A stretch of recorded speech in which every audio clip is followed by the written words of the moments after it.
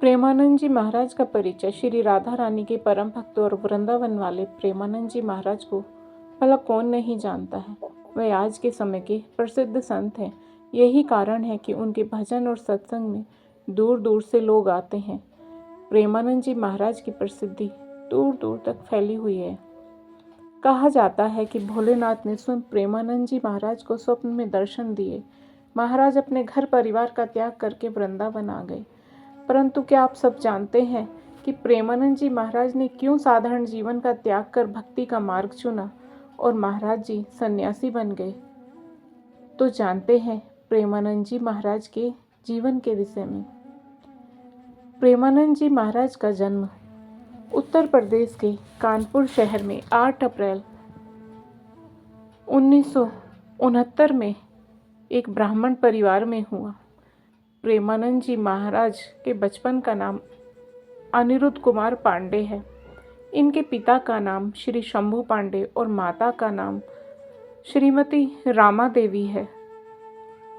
सबसे पहले प्रेमानंद जी के दादाजी ने संन्यास ग्रहण किया। साथ ही इनके पिताजी भी भगवान की भक्ति करते थे और इनके बड़े भाई भी प्रतिदिन भागवत का पाठ किया करते थे। प्रेमानंद जी के परिवार में भक्ति भाव का माहौल था और इसी का प्रभाव उनके जीवन पर भी पड़ा।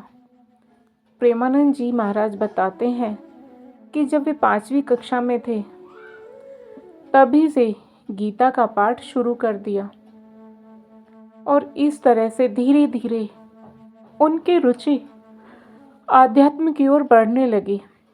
साथ ही उन्हें आध्यात्मिक ज्ञान की जानकारी भी होने लगी।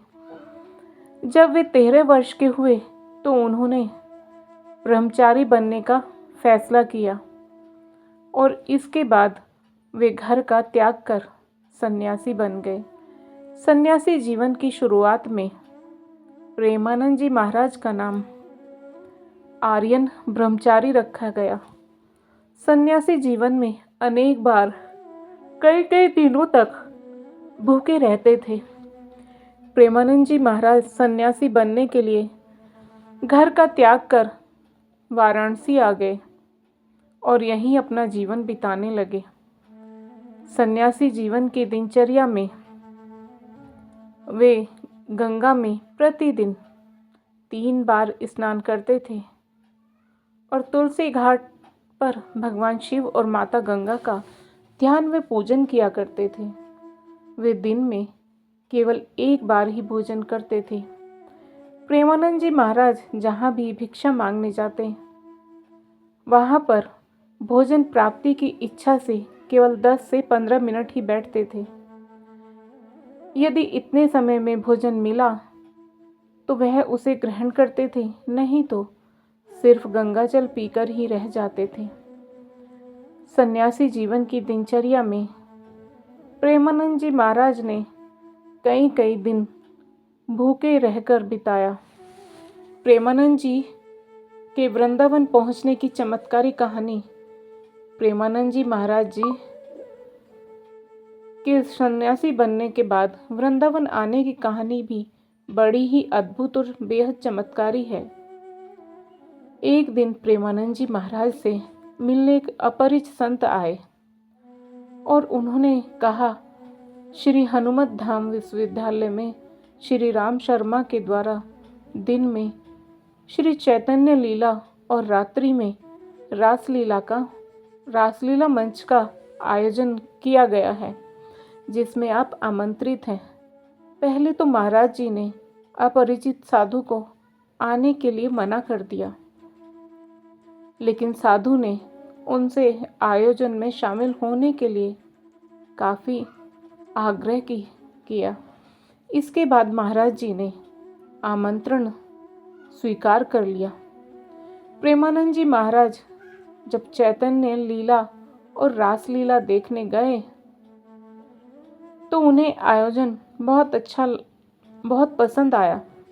यह आयोजन लगभग 1 महीने तक चला, इसके बाद समाप्त हो गया। चैतन्य लीला और रासलीला का आयोजन समाप्त होने के बाद प्रेमानंद जी महाराज को आयोजन देखने की व्याकुलता होने लगी कि अब उन्हें रासलीला कैसे देखने को मिलेगी। इसके बाद महाराज जी उसी संत के पास गए जो उन्हें आमंत्रित करने आए थे। उनसे मिलकर महाराज जी कहने लगे, मुझे भी अपने साथ ले चलें जिससे कि मैं रासलीला को देख सकूं। इसके बदले मैं आपकी सेवा करूंगा। संत ने कहा, आप वृंदावन आ जाएं, वहां आपको प्रतिदिन रासलीला देखने को मिलेगी। संत की बात सुनते ही महाराज जी को वृंदावन आने की ललक लगी और तभी उन्हें वृंदावन आने की प्रेरणा मिली। इसके बाद महाराज जी वृंदावन में राधा रानी और श्री कृष्ण के चरणों में आ गए और भगवत प्राप्ति में लग गए। तत्पश्चात महाराज जी भक्ति मार्ग में आ गए। वृंदावन आने के बाद महाराज जी राधा वल्लभ समुदाय से जुड़ गए तथा राधा रानी की भक्ति में लीन रहने लगे। राधा रानी के नाम जप और उनके नाम के गुणगान के प्रताप से ही महाराज जी की दोनों किडनी 18 वर्ष से खराब होने के उपरांत भी महाराज जी के चेहरे पर कभी यह नज़र नहीं आता है कि महाराज जी को कोई शारीरिक पीड़ा या परेशानी है। राधा रानी की ऐसी कृपा महाराज जी पर बरसती है। महाराज जी निरंतर लोक कल्याण हेतु भटके हुए लोगों का मार्गदर्शन करते हुए राधा नाम की महिमा का गुणगान करते हैं। श्री लाडली लाल की महाराज जी पर ऐसी कृपा हुई कि धीरे धीरे महाराज जी की भक्ति की ख्याति चहुं ओर फैलने लगी और भक्तजन महाराज जी से जुड़ते गए। आज महाराज जी के देश विदेश में लाखों भक्त हैं। तो आप सभी को यह जानकारी कैसी लगी, कृपया कमेंट करके अवश्य बताएं। और यदि आपको जानकारी अच्छी लगी हो तो वीडियो को लाइक करें, शेयर करें और साथ ही एक और कहानी चैनल को सब्सक्राइब करें। फिर मिलेंगे दोस्तों एक और नई वीडियो को लेकर।